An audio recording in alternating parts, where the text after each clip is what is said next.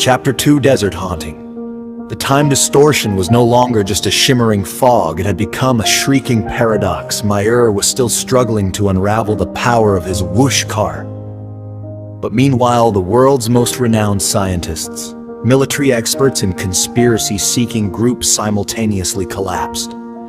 Because now, the illusory image of 1960s Las Vegas was not only visible to the eye, but for brief moments, it felt real enough to touch. In the Mojave Desert, the confused police forces of the state of Nevada stood guard around this tear in time. Their reports were frightening, faintly audible.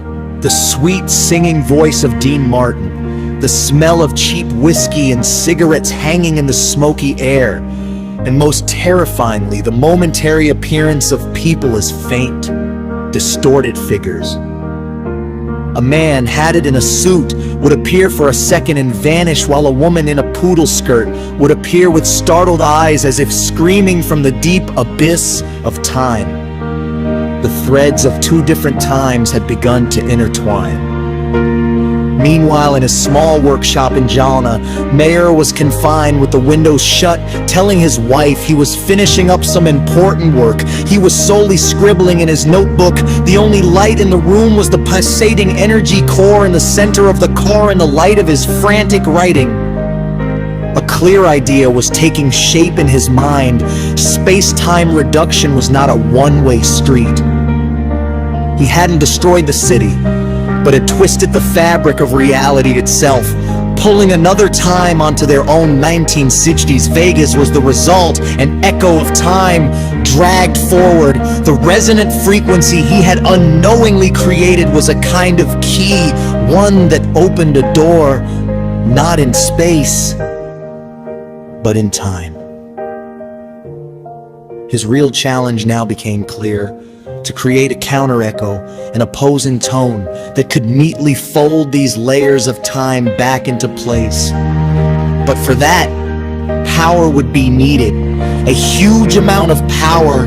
It wasn't possible with that little toy. He would have to build a large machine, like a miniature particle accelerator that could reweave the threads of time. His hands began sketching with frantic speed. A blueprint for a machine was being born. It was no longer a toy, but the heart of a grand laboratory. But the metals, components, and electrical power required for this, he had none of it. Not only that, running it would wipe out the electricity of the entire colony, and the hardest thing for him was he now had to ask for help.